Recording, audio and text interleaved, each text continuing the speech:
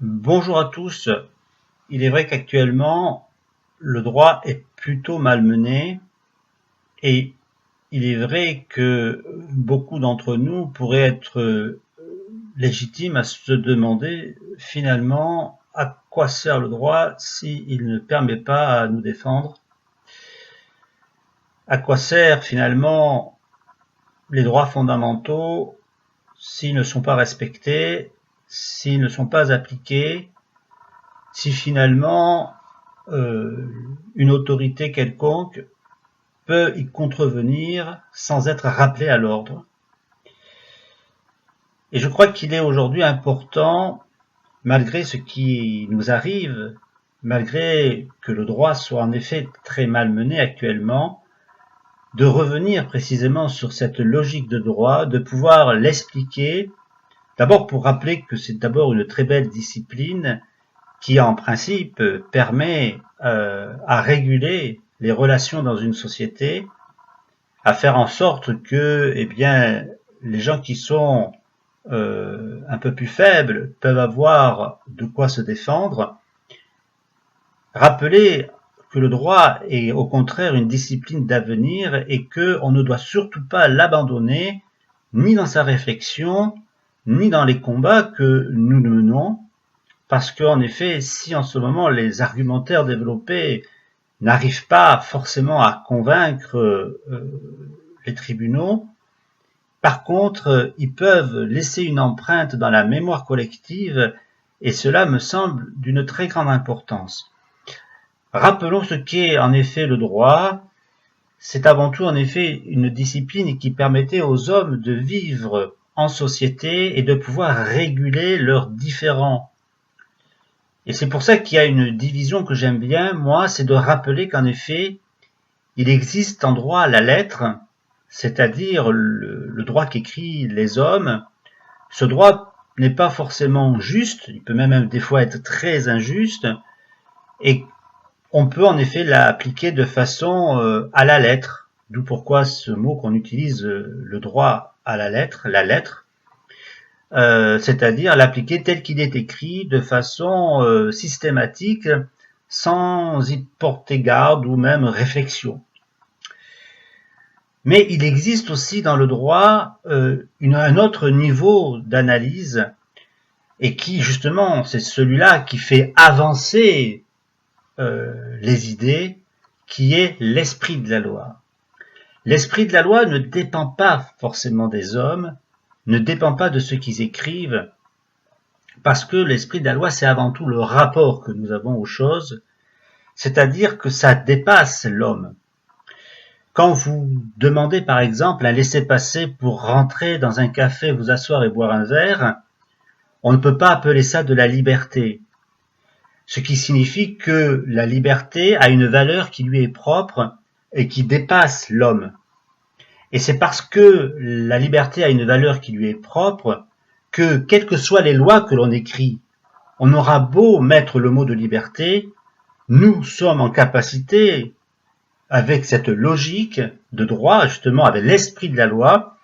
de rappeler que demander un laissez-passer est contraire même au principe de liberté et des droits fondamentaux. Et cela, voyez-vous, est très important parce que cela montre que même si on applique des règlements qui peuvent paraître injustes ou qui sont injustes, on est en capacité de montrer qu'ils ne sont pas conformes à l'esprit de la loi et même, pour aller plus loin, je dirais, à l'esprit de notre temps et de notre époque, qui contreviennent finalement à ce que souhaitent les peuples, à ce que souhaitent les populations dans leur quotidien. Et ainsi, on peut s'armer d'outils et de concepts pour pouvoir se défendre. Et c'est cela que permet justement le droit, et c'est pour ça qu'il ne faut pas abandonner cette discipline. Elle nous permet justement à élaborer des arguments qui, certes, des fois, sur le moment, n'ont pas forcément de prise, mais qui, dans le long terme, vont commencer à marquer les esprits et à nous permettre précisément à changer le paradigme de notre société pour aller toujours vers quelque chose de plus libre, où en effet le droit permet de se défendre. Et c'est souvent dans des moments comme on vit actuellement qu'on redécouvre cette discipline qui nous permet en effet d'aller de l'avant. Vous savez, par exemple, nous sommes aujourd'hui des sociétés qui étaient énormément basées sur la distinction privé-public, parce qu'on considérait que le public était le garant de l'intérêt général. Or, nous voyons aujourd'hui que le public n'a pas su garantir l'intérêt général des citoyens parce qu'il n'a pas su garantir tout simplement ses droits fondamentaux. Une autre notion est en train de supplanter l'intérêt général de par cette défaite, je dirais, du droit, c'est la notion de bien commun.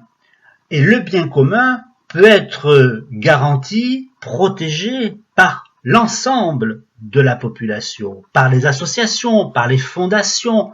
par les ONG, par toute forme de fondation, de regroupement d'hommes, voire même des fois simplement de penseurs et de particuliers, qui vont, de par leur raisonnement, montrer en quoi un bien est commun. Et les droits fondamentaux, la liberté notamment, l'égalité, sont des droits fondamentaux et donc des biens communs à l'ensemble de la société qui ne sont pas que soumis à la protection d'un État ou du droit public. Et vous voyez comment cette division sur laquelle était basée notre société, c'est-à-dire d'un côté il y a le privé, de l'autre côté il y a le public, est en train aujourd'hui d'imploser complètement. Et demain, eh bien vous verrez que cette division va devoir forcément s'atténuer, voire même peut-être disparaître, parce qu'on s'aperçoit que la protection de nos droits fondamentaux, la protection même de notre environnement, la protection de nos nations, de nos économies, de nos populations, ne dépendent plus forcément directement des États, mais sont directement liées à un bien commun, un bien qui nous est commun à tous en tant que population, membres d'une même nation. C'est en cela que vous voyez le droit a encore un avenir et qui mérite d'être cité, qui mérite d'être pensé, qui mérite d'être à nos côtés pour pouvoir justement apprendre à se défendre. Et je crois qu'il est important aujourd'hui de faire du droit, même si souvent ça ne permet pas forcément dans l'immédiat d'aboutir à des résultats, mais en tous les cas, ça va nous amener à pouvoir transformer le paradigme de notre société et de pouvoir recréer une base pour vivre ensemble. Je vous remercie et à très bientôt.